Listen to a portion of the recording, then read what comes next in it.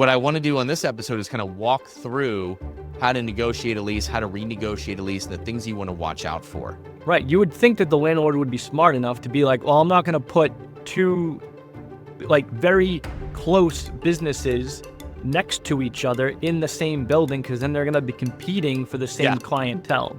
Yep. But here's the thing, they were shady as hell. And don't make those assumptions, guys. Landlords, by far and large, don't give a shit about you. Welcome to the Profit Lifestyle for Fitness Entrepreneurs podcast. My name is Scott Carpenter. I am a personal trainer turned multiple gym owner and investor who's already been through the rock bottom and near bankruptcy in the fitness business. But I've been lucky enough to come out the other side and have turned the profits of my fitness business into indestructible wealth. I'll be sharing the no bullshit strategies, tactics, and advice to win big in business and in life. So if you're a gym owner, a personal trainer, or an online coach who wants to make multiple six figures in take-home profit and have the freedom with your time to actually enjoy it, subscribe now to this podcast. This is the show for you. All right, welcome back to the Profit Lifestyle for Fitness Entrepreneurs. I'm Scott Carpenter. With me is Andy Boimila. Today, we are going to talk about how to negotiate and renegotiate your lease like a baller. Sexy title, right? But it's also to prevent some catastrophic business failure. Leases. I don't think we really appreciate that these are multi-six-figure deals, that a liability that you are on the hook for. Quite often, we have personal guarantees. And so if our business fails, they're coming after your personal assets, your bank accounts, your car, your money. Usually one of the single biggest, if not the biggest risk as a business owner, the second biggest risk, unless you got like a huge, startup loan or something like that you have a personal guarantee on. In a small business, you can learn how to negotiate those personal guarantees off. I have done that on all but one of my gyms. But you got to learn how to do it. And leases are complicated. They're legal mumbo jumbo. Quite often they're 30 to 70 pages. There's a lot of bullshit in there that can get you bad later on. There's a lot of things that you would never expect until it comes up. And you're like, hey, landlord, can you repair this? And like, oh, that's actually on you. And it's $18,000. There's so much stuff that's hidden in there. And so I've seen, and I'm helping a couple owners right now with their leases. And sometimes they're in a very poor point of leverage and negotiation. Sometimes I've seen it where it kills a business. They got 30 days to vacate. They can't find a place. So the nearest place is they're going to double their rent and overhead and expense. And they're going to have a gap of a month or two before they can actually get in and close it down their business. It can be bad. No. And even if you've got a great landlord and a handshake, got to watch out for the handshake deals. Not because they're going to go back on it necessarily. You might have a mom and pop landlord who's been great, but take it from me. I've seen it multiple times. Sometimes that mom and pop landlord sells that the actual piece of real estate. The new business owner comes in and kicks your ass out in 30 days. Seen it happen more than once. Oh, yeah. So it's one of our biggest risk exposures out there. And what I want to do on this episode is kind of walk through how to negotiate a lease, how to renegotiate a lease, the things you want to watch out for. Also, I think we're going to have him on a future podcast, but Eric, one of the gym owners we work with. Oh yeah. I want to give a shout out to him real quick. Great dude. Oh my God. It's awesome. So couple locations, but he just hit, what did he finish up June with? It was like $153,000 in revenue. Yeah, definitely over $150,000 in gross. Yep, I could be missing a couple days. I don't know where he officially ended up. I mean, because this is when we're recording this is like July 3rd. So I don't know how it totally ended up, but north of 150K, his profit margins are insane, around 30%. He's starting up his own personal training certification, and we've been working on that. He's got deals with ISSA. He's got one coming with NASM. It's awesome. And so, shout out to Eric for just blasting this. And in the summer, in the summer when we all have people out vacationing and everything like that, just great job, man. Great job. We have just some killers who have gone. I mean, I think he was saying 153 and not very long ago he's at 73. I don't know what month he was comparing to. I don't know if that was year over year or what, but damn, that's pretty awesome, man. I love getting those texts coming in.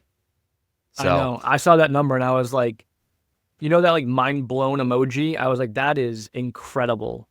yeah. And Yep. I just been talking to him a little bit about the personal training certification he's doing. We're working on getting him to come up here and certify my team. So it's going to be, I Yeah. love working with Eric. He's such a good guy. Oh, it's awesome, you know, and I get to help him on the wealth, what to do with the profits of the business, right? And so we're squaring everything away with his taxes, making sure he's not donating extra money to the IRS, doing all the tricks. He's gotten into real estate investing, which is fantastic. So I love when we get to help these people, not just with the business, but really create that indestructible wealth. That is so much fun because I love that stuff. You love that stuff. You got multiple pieces of real estate, right? I just wish I had more. This is how we do it, guys. It's number one, create your dream business, right? Where you got freedom financially and with your time. And number two, turn those profits into indestructible wealth so you can live the lifestyle that you want. It's that simple. Well, I say it's that simple. That's complicated. We just make it sound simple.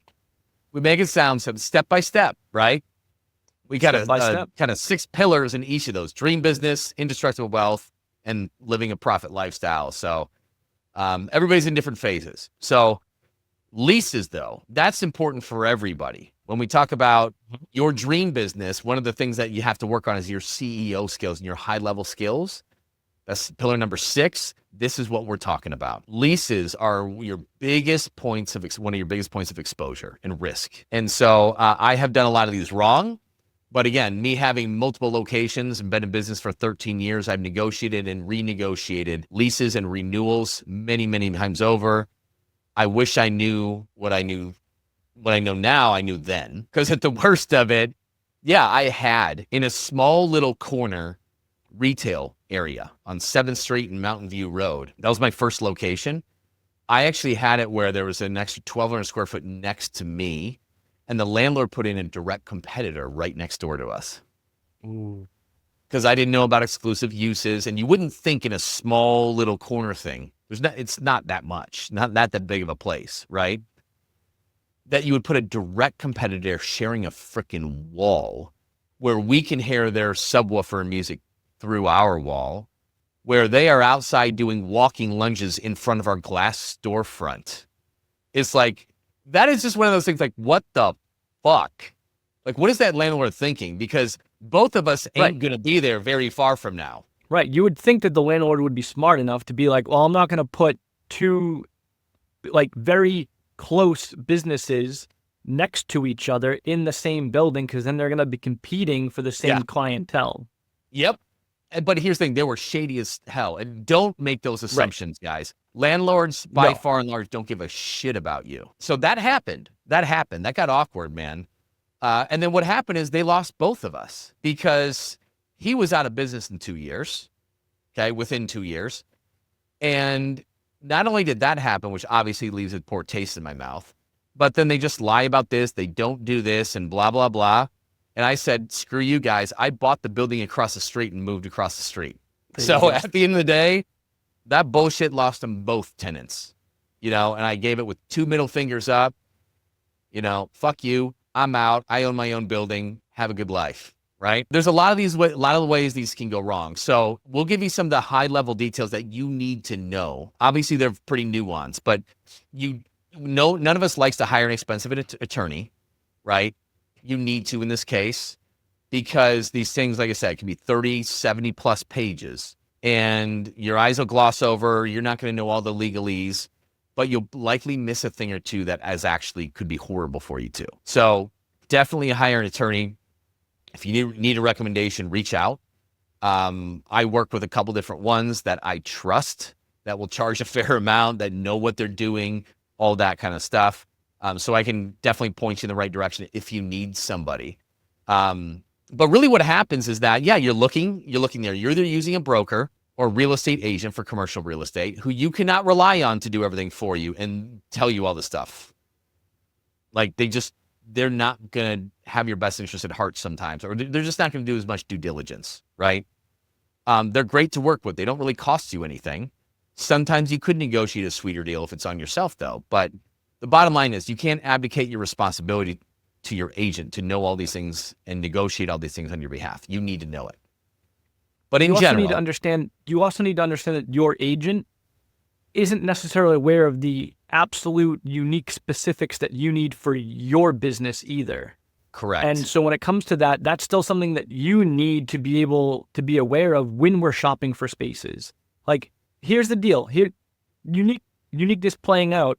Most commercial spaces like to have bathrooms up front because that's where the storefront is. Out back.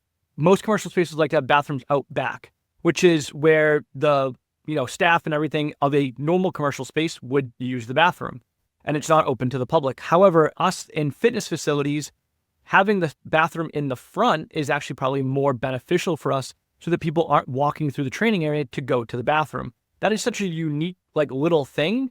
But if you're not aware of that, and trust me, your real estate agent probably is not aware of that, then you could end up just screwing yourself by renting the wrong space because the layout is completely wrong.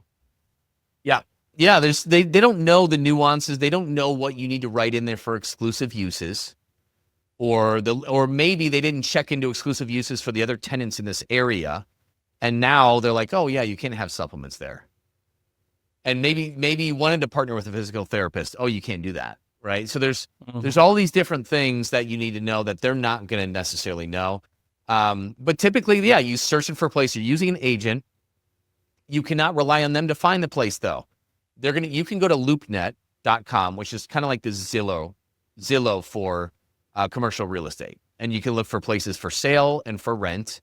But not all of them are listed there. Mom and pop landlords, who are sometimes the best, aren't going to pay to be listed on there. So believe it or not, even Craigslist under the commercial real estate is a good thing to check. But even just driving by. Still to this day, which surprises me. Still to this day. I know, sounds crazy. But driving by, calling. A lot of places you'll see vacancies and a sign in the window, but you won't find it online anywhere. So really driving, that's important, right? But even if you're renegotiating a lease, you really want to check those market asking rates, just due to the fact that it'll give you comparables, right? And you can strengthen your negotiating position when you know the market. So similar to like buying a home, you're probably looking before you need it. You want to do that with this too, to get an idea of market prices, what places sell for, what they rent for, all that kind of stuff. But as you approach the landlord, you're going to start with what's called an LOI, a letter of intent. And this is as you're talking, you're determining, hey, I'm interested in this space. Before writing up this huge lease, you kind of it's usually 1-2 pages, but the general terms on there. And that's your negotiating starting point. Now, just because you sign an LOI, it is not binding, and you can negotiate further, but it's a starting point, right? Typically, your lease is going to be gross or a triple net, NNN, right? The difference is your gross lease. If it's a gross lease, the dollar you pay is what you're going to pay. It's all in, right? Just like you're renting a house, it's all in typically. On a triple net, you're actually paying your unit square footage pro rata of your portion of the actual building's taxes, maintenance costs and roof and all that, the parking lot, insurance. For them to have a management company and the property manager, you pay for that. And so if let's say you're in a place with there's 12 units in there and 100,000 square feet and yours is 3,000, you're paying 3% of all of that. Usually it's a lot more than that, right? Maybe you're 10% of this total square footage or whatever it is. But that's a triple net lease. That's the most common out there for retail or office commercial, like the combination, business parks. A lot of them are like that. If it's pure office space, gross is more common. But you can see them every which way. But just know that. But you got to know what type, because if a lot of people are very surprised when the rent might be $5,000, but they find out the triple nets are an extra $1,600 on top of it. Oh, that's always and that's the thing is, if you don't know what a triple net lease is and you get into one and all of a sudden you have these extra expenses, it could sink you. Yes. They're not small, typically. A lot of times they're not small, and I've seen them much bigger, right? So you got to know that kind of stuff, because if you're not budgeting for an extra $1,600 a month or something like that, yeah, that's going to be pretty tough. It's going to be a rude awakening, and I see it. When you negotiate your term, it's a double-edged sword.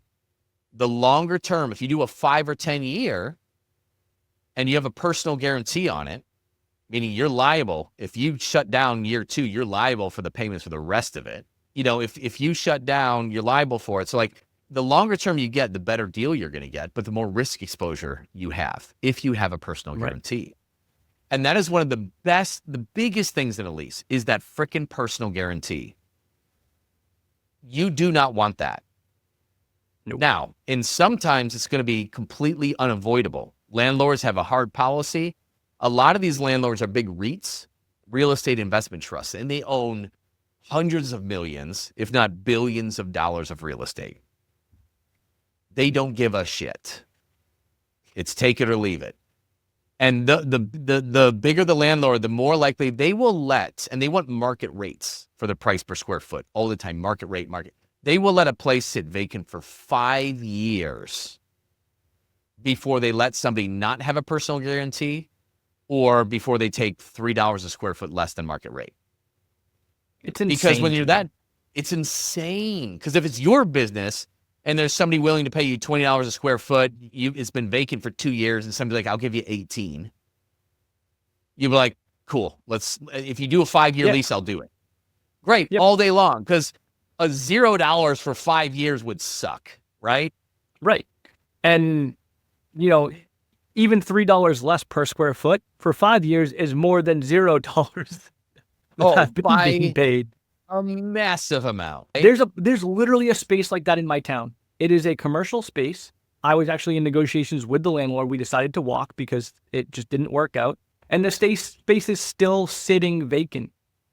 It's been vacant for 3 years. Mm-hmm. That sounds absurd because what is the revenue that they've lost on that? I can't even imagine.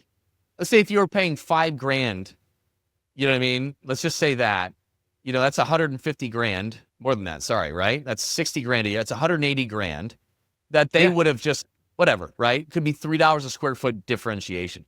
They don't care because they're so huge that they're actually better off doing that because they can kind of artificially control these quote unquote market rates. Right. So it's pretty wild.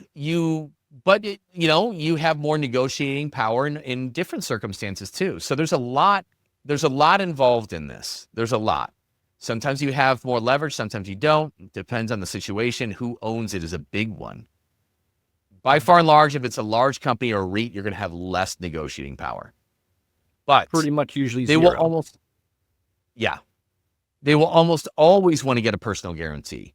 I have successfully negotiated from the get-go, as I learned in later leases, or in lease renewals, I've negotiated my personal guarantees off in all but one location. That drastically reduces my risk exposure. Oh, yeah. One, I could not get it off for the life of me, right? The other ones are gone. But you want to try and get those off. In general, if you have a longer lease, you can get it off a little bit more. And then there's the other big factor is TI, tenant improvements. Mm-hmm. It's your responsibility to build that thing out according to spec, which can get very pricey, pricey. Quite often in the lease negotiations, what I have done is gotten the landlords to cover that cost or a huge chunk of it. That has lowered my opening cost by $20,000, $30,000, $40,000, $50,000. And a lot of me just slide in there with very low risk. Now, the more money you're going to get on that, the more likely they're going to require a personal guarantee because they're coughing up. They're investing in you. Yep. Right. And so I would want, as a landlord, I'm going to want guarantees on that. Right. If you can't move the guarantee. So in the LOI, I don't say we're not going to provide a personal guarantee. That's, so in the LOI, I'll put in there guarantee, guaranteed by the business. It's a much better way of putting it, right? You have to guarantee what the business is signing for it. So that's a given. So I'll put that in there. A lot of times they're going to add back in a person. We require this. If I can't push back on that and get that off the table, I will offer to do it for 2 or 3 years. And it's, because basically you're going to craft an LOI, present it to the landlord. Don't allow it to be the other way around. Okay. You anchor. They will red line and come back with things. So then I can come back with that. So if I put out their guarantee, I'm just going to put out there because they'll just assume it and they'll put it in there. So I'm going to say it's guaranteed by the business. They're going to kick back. Oh, they're going to need to see a personal guarantee. I'm like, I'll give you for the first 3 years, 2 years, whatever it is. I've gotten that accepted, 2 years. So that's great. But the big things are your personal guarantee, your tenant improvements, the TI. Again, it's a give and a take, right? The more you ask for in that, the less likely they might budge on your price per square foot, or they're going to want you to do a longer term lease or a bigger guarantee. Right. Because remember, the landlord is investing in you and your business when they do TI, right? They're putting up money to help you build out your space. So for them, they put themselves at risk. That's what this is. Lease negotiations is all about just everyone trying to mitigate risk for themselves. And it's a back and forth. Yes, absolutely. Absolutely. And so you want to craft a deal where it's most important to you, right? If you really want to save the cash up front, you're going to position your negotiation that way, right? Exactly. If you want a lower rate and less risk, you're going to want to position it that way, right? So there's a lot of different ways you can do it. Now, keep in mind, if your place doesn't need much TI, man, that's a great deal for the landlord. They're willing to give more concessions because they have less risk in the game. And, the closer the space is to what you need as a gym, the safer you are as well, right? They're not going to want to take a restaurant space and demise that, right? It's they want to get another restaurant in there. It's cheaper for everybody. Yeah. But if like one of my places was a closed down yoga studio, I'm like, oh, we can just demise this separating wall, throw some paint on, and like we're kind of good, right? Yeah. So I just got a bunch of equipment. You're good to go. Yep. I got a sweet Harvard deal on that. It's just win-win. So there's a lot that goes into this as a factor. Rent abatement is a big one. Rent abatement is a fancy word of saying that's what they use for free rent, right? Right. And that's very common because it's going to take some time to do the build out. And then again, to help that business owner get off the ground and, you're starting paying rent and your income is $0 to start out with. It takes a while to get up and going and break even and all that, right? So rent abatement, free rent is commonly negotiated. Again, you can get more free rent with a longer term lease, which is better for you, better for them, but that longer term lease is also more risk to you, especially if there's a personal guarantee, period. So it's a give and a take. I've been able to successfully negotiate 6 months of free rent. Sometimes you'll have to pay the CAMs if it's a triple net lease. They're like, cool, your base rent will pay free, but you have to pay your triple nets. Versus sometimes you get the whole shebang for free. So that's a big one. Another thing that people don't realize is in most of these leases, you are responsible for the internal plumbing and the glass on the wall. So somebody breaks the glass, that's on you, and the HVAC units, which since COVID, holy shit, a commercial HVAC unit is likely to cost you $12,000 to $20,000 to replace. I'm not exaggerating. $20,000, but yeah. 12 would be like you're doing the work yourself. It's expensive. And a lot of our units have not just one, but 2, 3, 4 of these things. And almost every single lease is the tenant's responsibility, and almost every single gym owner is not aware of that. And it is your responsibility to keep it in operating condition as well. So even if you're just like, screw it, I'm not repairing that, your lease ends. No, you still got to pay for that bitch on the way out. It's wild. And you don't get to take that with you either. No. Nope, you do not. And so I really like to negotiate that one hard. And it's a place that a lot of people miss. I'm in Arizona, in Phoenix. It's a necessity. You cannot operate without a working air conditioning unit. You cannot. It's probably written in code and laws. It might be. Yeah. So that's a big thing, guys. That is a big, big thing. So there are ways to negotiate that where they're taking care of it, or you're splitting over a certain dollar repair or maintenance amount, right? They cover Maybe you're splitting the cost in some way. There's a lot of different ways you can negotiate that, but do not ignore that. That shit is expensive. And a lot of gym owners just aren't prepared to swallow an 18, 20 grand bill for having to replace a unit. So you got to watch your ass on that one. Glass is another thing. Security deposit.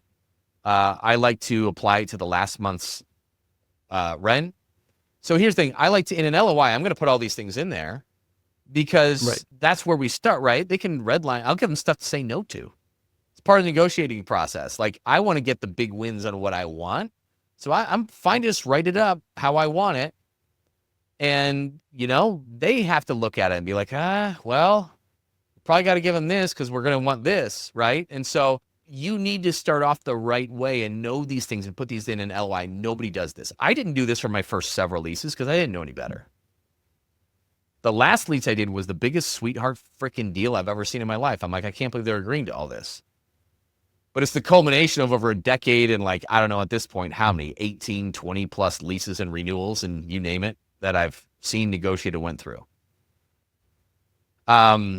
Lease rates, the standard lease rates, they're going to want to see 3% increases every year. That's very standard and built in, right? Okay, your starting rate is whatever, $26 a square foot. Okay, but it's going to go up 3% every year. So year 2, it's this year.